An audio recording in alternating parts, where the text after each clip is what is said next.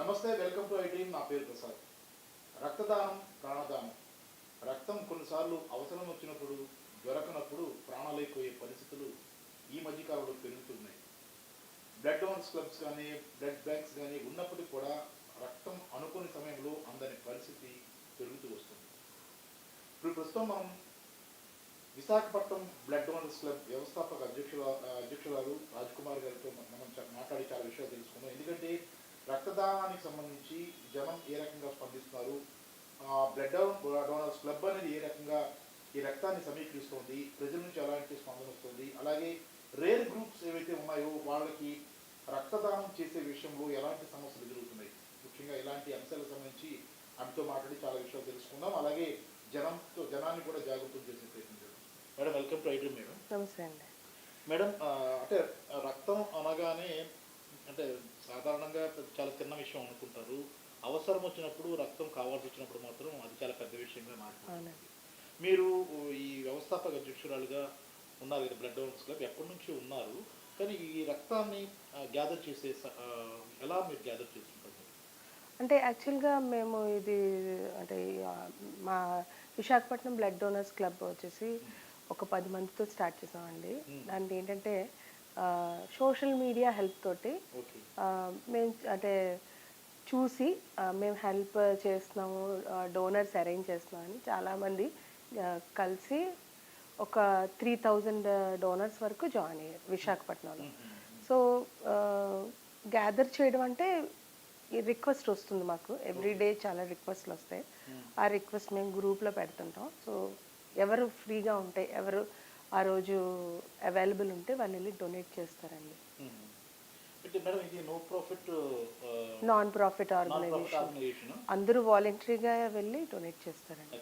అంటే మీరు ఈ రక్తాన్ని సమీకరించడం అదే జనరల్గా మనం బయట చూస్తుంటాం, కొన్ని చోట్ల రక్తదాన శిబిరాలు ఏర్పాటు చేస్తారు, అక్కడ గ్యాదర్ చేయడం, వాళ్ళందరినీ కూడా గ్యాదర్ చేయడం, అక్కడ నుంచి రక్తాన్ని కలెక్ట్ చేయడం అనేది జరుగుతూ వస్తుంది.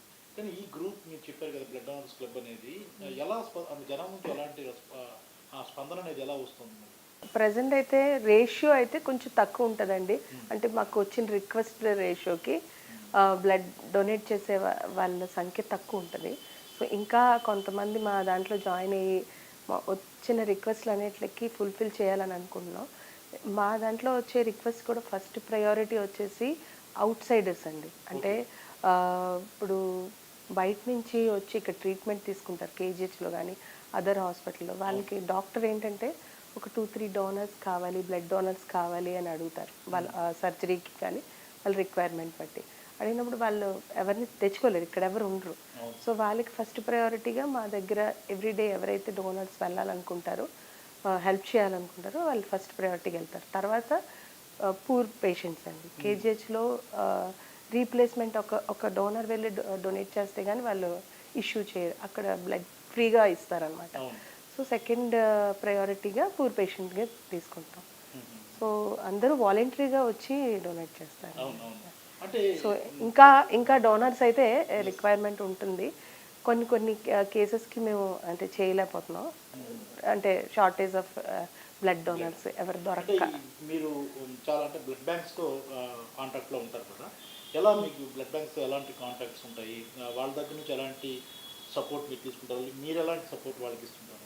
అంటే మేము బ్లడ్ క్యాంప్స్ చేస్తామండి, లైక్ కాలేజెస్లో కానీ కొన్ని గవర్నమెంట్ ప్రైవేట్ ఆర్గనైజేషన్స్ సెక్టర్స్లో క్యాంప్స్ చేస్తుంటాం. సో ఇన్ని యూనిట్స్ అన్ని కలెక్ట్ చేస్తారు కాబట్టి సో ఎవ్రీడే డోనర్ లేకుండా, రీప్లేస్మెంట్ లేకుండా మాకు ఇష్యూ చేస్తారు బ్లడ్ బ్యాంక్.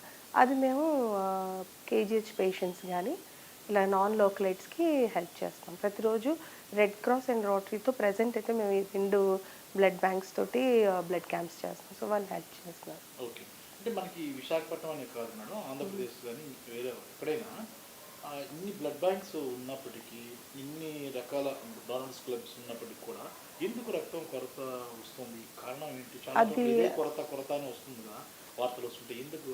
అవేర్నెస్ అండి. యాక్చువల్గా ఏంటంటే బ్లడ్ డొనేషన్ అన్నా లేకపోతే బ్లడ్ ఇవ్వాలన్నా చాలామంది ఎవరో ఒకరు ఇస్తారు, మనం కాకపోతే ఇంకొకరు ఇస్తారు అని దీని మీద ఉంటారు.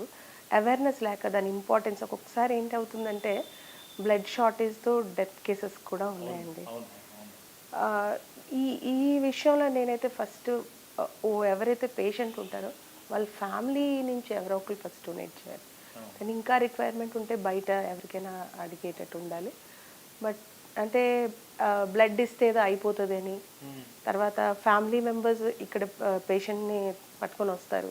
వాళ్ళు ఏంటంటే మేము బ్లడ్ ఇస్తే తను చూసుకోవడానికి ఎవరు ఉండరు అని అవును అలా భయపడతారు. బట్ హెల్దీ పర్సన్ లైక్ మంచి హిమోగ్లోబిన్ ఉండి హెల్దీగా ఉన్న పర్సన్ బ్లడ్ ఇచ్చినా అంటే నార్మల్గానే అంటే డైలీ యాక్టివిటీస్ చేసుకోవచ్చు ఇమీడియట్గా. అంటే దానికి ఏమీ రికవరీ ఏమి ఉండదు. అవును. అంటే ముఖ్యంగా ఇంకో ప్రధానమైన సమస్య ఏంటంటే రక్తం ఎవరైతే డోనర్స్ ఉన్నారో డోనర్స్లో జెంట్స్ ఎక్కువగా వేస్తుంటారు. లేడీస్లో ఎనిమిక్ కండిషన్స్ ఉంటాయి, వాళ్ళ రక్తహీనత అనేది ఉంటూ వస్తుంటుంది. అలాంటి వారి విషయంలో మీరు ఇచ్చే సలహా ఏంటి? మ్యాక్సిమం అంటే మేము చేసే బ్లడ్ క్యాంప్స్లోని కాలేజెస్ అంటే టీనేజర్స్ ఉంటారు, వాళ్ళలో కూడా రక్తహీనత ఉంది అమ్మాయిలకి. అలాగే ఆఫీస్లోని బయట మ్యాక్సిమం ఏంటంటే ఉమెన్ డొనేట్ చేయలేరండి. చాలా తక్కువ మంది బ్లడ్ డొనేట్ చేయగలరు. దానికి రీజన్ ఎనీమియా ఉమెన్లో ఉంటుంది. సో దీనికి మేము అంటే మా ఆర్గనైజేషన్ నుంచి ఒక ప్రాజెక్ట్గా తీసుకున్నాం. ఏంటంటే ప్రతి స్లమ్స్ని కానీ కాలేజెస్ అన్ని సెక్టర్స్కి వెళ్ళి ఎక్కడైతే ఉమెన్ ఉంటారో వాళ్ళకి మన హిమోగ్లోబిన్ పెంచుకునే అంటే ఏ ఫుడ్ అయితే తినాలో లేకపోతే డైట్ తీసుకోవడం, తర్వాత సప్లిమెంట్స్ ఇస్తూ మళ్ళీ వాళ్ళని ఫాలోఅప్ కూడా చేస్తున్నాం. ఒక 3 months తర్వాత మళ్ళీ టెస్ట్ చేసి వాళ్ళ హిమోగ్లోబిన్ పెరుగుతుందా లేదా అని. అంటే ఒక ఉమెన్కి ఒక నెక్స్ట్ జనరేషన్ని ప్రొడ్యూస్ చేసేది ఒక ఉమెన్. సో ఉమెన్ ఎప్పుడు చాలా హెల్తీగా ఉండాలని, సో దట్ నెక్స్ట్ జనరేషన్స్ కూడా చాలా హెల్తీగా ఉంటాయి. సో ఆ కాన్సెప్ట్లో మేము ఒక 1 year ప్రాజెక్ట్గా ఇది తీసుకున్నాం. స్లమ్స్కి వెళ్ళి అక్కడ ఎంత రక్తహీనత గురించి ఎక్స్ప్లెయిన్ చేసి ఎంత ఇంపార్టెంటో, అలాగే అమ్మాయిలు టీనేజ్ అమ్మాయిలకి టీనేజ్లో ఎంత హిమోగ్లోబిన్ చాలా సరిగ్గా ఉండాలి, సో దట్ ఫ్యూచర్లో వాళ్ళు ప్రెగ్నెంట్ అయినా పిల్లలకైనా మంచి జనరేషన్ ప్రొడ్యూస్ చేయగలరని దీంట్లో మేము అవేర్నెస్ క్రియేట్ చేస్తాం. 1 year ఇది చేస్తాం అండి స్లమ్స్. ఇంకోటి ఏంటంటే చాలా మందికి తెలియని విషయం ఏంటంటే రక్తం అవసరమైనప్పుడు ఏదైనా పెద్ద ప్రమాదం జరగచ్చు, లేదంటే ఇలాంటిది ఏదైనా డెలివరీ పరిస్థితులు అయినప్పుడు కానీ రక్తం అత్యవసరంగా ఏర్పడే పరిస్థితి ఉంటుంది. దీనిలో కొన్ని గ్రూప్స్ కూడా ఉంటాయి, మీకు ఐడియా మీకు తెలుసు. కానీ రేర్ గ్రూప్స్ అని చాలా మంది అంటారు కదా, అంటే రేర్ గ్రూప్స్ కొన్ని ఉంటాయి కదా, ఆ రేర్ గ్రూప్స్ అంటే ఏంటి? ఆ రేర్ గ్రూప్స్ సంబంధించిన వ్యక్తులకి ఒకవేళ రక్తం అవసరం ఏర్పడితే ఇప్పుడు ఎలా రెస్పాండ్ అవ్వాల్సి ఉంటుంది, ఎవరిని అడగాల్సి ఉంటుంది, ఆ రేర్ గ్రూప్స్ కోసం కొద్దిగా వివరించండి. రేర్ గ్రూప్స్ అంటే all negative groups are rare groups అండి. ఇప్పుడు A positive A negative, B negative, అలాగే ఓ నెగిటివ్, ఏబి నెగిటివ్ అన్నీ రేర్ గ్రూప్స్. చాలా అంటే మన పాపులేషన్లో చాలా తక్కువ మంది ఉంటారు. సో ఇలాంటి రేర్ గ్రూప్స్ వాళ్ళకి ఏమైనా ఎమర్జెన్సీ వచ్చినప్పుడు మళ్ళీ రేర్ గ్రూప్స్ వచ్చి హెల్ప్ చేయాల్సి వస్తుంది. అలాంటప్పుడు దొరకరు అనమాట. సో దానికి మా క్లబ్ నుంచి అయితే మేము ఏం చేస్తున్నాం అంటే రేర్ గ్రూప్స్కి ఒక గ్రూప్లా క్రియేట్ చేసి, సో మాతో కలిసి అంటే ఎవరైతే జాయిన్ అవుతారో వాళ్ళకు కూడా ఫ్యూచర్లో ఏమైనా రిక్వైర్మెంట్ ఉన్నా, వాళ్ళ ఫ్యామిలీ మెంబర్స్కి నెగిటివ్ రిక్వైర్మెంట్ ఉన్నా ఫుల్ఫిల్ అవుతుందండి. సో రేర్ గ్రూప్స్కి ఒక గ్రూప్గా ఫామ్ అయ్యి ఏ నెగిటివ్ అందరూ ఒక గ్రూప్గా ఫామ్ అయ్యి ఒకరికొకరు హెల్ప్ చేసుకుంటే బాగుంటుంది. కాబట్టి ఇమీడియట్గా రేర్ గ్రూప్స్కి డోనర్ దొరకడం కొంచెం అంటే ఎమర్జెన్సీ కేసు అయితే చాలా కష్టం అయిపోతుంది. లేదండి, ఇప్పుడు ఏ బ్లడ్ గ్రూప్ ఇప్పుడు ప్రెసెంట్ అయితే ఏ బ్లడ్ గ్రూప్ ఆ బ్లడ్ గ్రూప్కి ఏబీ నెగిటివ్ ఇస్తారండి. దానిలో కూడా కాంప్లికేషన్స్ ఉన్నాయి మేడం. అంటే ఏబీ నెగిటివ్ చాలా రేర్. ఏబీ నెగిటివ్ చాలా రేర్. అలాంటి వారి సంఖ్య కూడా ఎంత వాళ్ళు అంటే వాళ్ళు ఎలాంటి జాగ్రత్తలు తీసుకోవాలి మేడం? జనరల్గా వాళ్ళు ఏదైనా ఇన్ కేసు మీరు చెప్పినట్టు విశాఖపట్నం కాకుండా వేరే ప్రాంతంలో యాక్సిడెంట్ అవ్వచ్చు, మరి ఇమీడియట్గా వచ్చి ఏబీ నెగిటివ్ అనగానే ఆ గ్రూప్ ఎక్కడ దొరకదు, వాళ్ళ సంఖ్య కూడా తక్కువ అని మీరు చెప్తున్నారు. కాబట్టి అలాంటి వాళ్ళు ఎలా అలర్ట్ అవ్వాలి, ఎలా ఆ రక్తాన్ని సేకరించాలంటే ఏం చేయాలి? అంటే మేమైతే అంటే నెగిటివ్ బ్లడ్ డోనర్స్ రికార్డ్స్ అయితే మెయింటైన్ చేస్తామండి. మా వరకు వస్తే మాత్రం మ్యాక్సిమం అంటే 95% వరకు ఏబీ నెగిటివ్ కానీ నెగిటివ్ గ్రూప్స్కి హెల్ప్ చేస్తాం. ఓకే. బట్ సపోజ్ ఒక కొత్త పర్సన్కి అంటే అది నెగిటివ్ బ్లడ్ డోనర్ కావాలి అన్నప్పుడు ఇది మళ్ళీ ఏంటంటే సొసైటీలో అవేర్నెస్ అండి. ఇలా గ్రూప్స్లో అంటే బ్లడ్ గ్రూప్స్లో చాలామంది ఏంటంటే బ్లడ్ డొనేషన్ గురించి మాట్లాడినా, ఆ తర్వాత బ్లడ్ కావాలని మాట్లాడినా అది పెద్ద చాలా సింపుల్గా తీసుకుంటారు. బట్ నేమేమంటాం అంటే మేము బ్లడ్ డోనర్స్ అన్నాం, మేము లైఫ్ సేవర్స్ అంటాం. Blood donors are life savers. So అది ఎంత ఇంపార్టెంటో ఆ పర్సన్కి ప్రాబ్లం వచ్చినప్పుడే తెలుస్తుంది. సో నా రిక్వెస్ట్ ఏంటంటే సొసైటీలో మామూలుగా నెగిటివ్ బ్లడ్ డోనర్స్ అంతా ఒక గ్రూప్గా ఫామ్ అవుతాం. సో అలాంటి గ్రూప్స్లో యాడ్ అవుతూ మీరు హెల్ప్ తీసుకొని అవతల వాళ్ళకి కూడా మీ ద్వారా హెల్ప్ తీసుకుంటే ఒక పర్సన్ బ్లడ్ డొనేట్ చేస్తే అందులో కాంపోనెంట్స్ 3 లైఫ్ సేవ్ అవుతుందండి.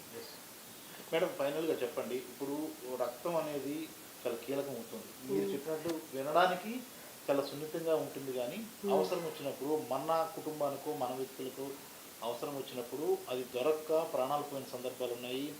దానికోసం పడిగాపులు కాసి రకరకాల ఎక్కడ దొరుకుతుందో అని వెతికే పరిస్థితులు కూడా ఉన్నాయి. ఈ పరిస్థితుల్లో మీకు కన్సల్ట్ చేయాలంటే Visakhapatnam blood donors club contact అవ్వాలంటే మీరు ఏమైనా అడ్రస్ కానీ లేదంటే చెప్తారా? నా నంబరేనండి. మ్యాక్సిమం నాకు అంతా కాల్స్లోనే వస్తుంది. అంటే ఇప్పుడు ఇది బ్లడ్ కాబట్టి ఇట్స్ ఎమర్జెన్సీ. సో మెసేజ్ ఇవన్నీ అంటే అది పెద్ద లాంగ్ అయిపోవచ్చు. సో నా కాంటాక్ట్ నెంబర్ 9010537255 అండి. ఎప్పుడైనా కాల్ చేయొచ్చు. ఎప్పుడు కాల్ చేసినా నెగిటివ్ కానీ పాజిటివ్స్ కానీ లైవ్ డోనర్స్ ఎవరికైనా హెల్ప్ చేస్తాం, అరేంజ్ చేస్తాం. ఇది అండ్ ఇదేంటంటే ఇది నా ఒక్కదాన్ని ఇది కాదండి, ఇట్స్ అ టీమ్ వర్క్. అందరూ కలిపి బ్లడ్ ముందుకు వచ్చి వాలంటరీగా డోనర్స్ ఇవ్వడం వలన మేము ఇంకొకరి ప్రాణం సేవ్ చేయగలుగుతున్నాను. నా ఒక్క పర్సన్తో 3000 డోనర్స్ ఉన్నారండి వైజాగ్లో.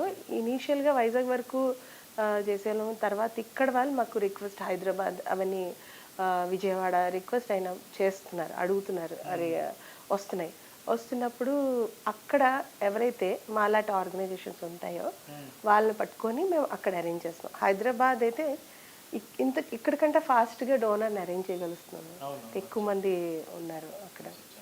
సో అలాగైతే ఒక 10,000 మంది ఉంటారండి AP and Telangana. Thank you very much madam. Thank you అండి. Thank you. ఇది విన్నాం కదా, చాలా కీలకమైన విషయాన్ని ఈరోజు మనం మాట్లాడాం. ఎందుకంటే రక్తదానం అనేటప్పటికి చిన్న విషయం అయితే కాదు. ఈ రక్తదానం కోసం విశాఖపట్నం బ్లడ్ డోనర్స్ క్లబ్ అనేది పనిచేస్తుంది. దీనికి సంబంధించి ఇప్పటి వరకు 3,000 మంది డోనర్స్ ఉన్నారు, రక్తదాతలు. వారు ప్రాణదాతలుగానే మనం చెప్పాల్సి ఉంటుంది. దీనికి సంబంధించి ప్రస్తుతం రాజ్కుమార్ గారితో మాట్లాడడం, ఆమె వ్యవస్థాపక అధ్యక్షురాలిగా ఉన్నారు. అసలు ఈ డోనర్స్ క్లబ్ ఏర్పాటుకి అవడే కారణం అప్పటి నుంచి ఇప్పటి వరకు ఎన్నో ప్రాణాలను కాపాడారు. ఎంతోమంది రక్తదానం చేయడం ద్వారా వారి ప్రాణాలను నింపారు. ఇది ఒక మహా ఉద్యమంలో దీన్ని ముందుకు తీసుకెళ్తున్న పరిస్థితి కనిపిస్తుంది. మీకు కూడా అంటే ఆమె ఒక ఫోన్ నెంబర్ను కూడా మనం ఖచ్చితంగా ప్రకటిద్దాం. ఎందుకంటే విశాఖపట్నానికి సంబంధించి ఎవరికైనా రక్తం కావాల్సి వచ్చినప్పుడు ఆమె కాల్ చేస్తే ఖచ్చితంగా ఆమె నుంచి సహాయం ఉంటుంది. ఐ డ్రీమ్ ప్రేక్షకులకు అందరికీ కూడా ఇది ఒక మంచి సమాచారాన్ని ఇస్తున్నాం. అలాగే రక్తదానం చేసేవాళ్ళ సంఖ్య కూడా పెరగాలి. ముఖ్యంగా మహిళల్లో ఎనీమియా పెరుగుతున్న నేపథ్యంలో వారి పట్ల మరింత జాగ్రత్త అవసరం. వారి ఎనీమియా నుంచి బయటపడవలసిన అవసరం ఉందనే ఉద్దేశంతో ప్రత్యేకమైన కార్యాచరణ కూడా ఆమె ఆధ్వర్యంలో జరుగుతున్న పరిస్థితి కనిపిస్తుంది. మొత్తం మీద రాజకుమారి గారి సేవలను మనం ఖచ్చితంగా అభినందించాల్సింది. కెమెరామెన్ మూర్తితో Prasad, I dream media, Visakha.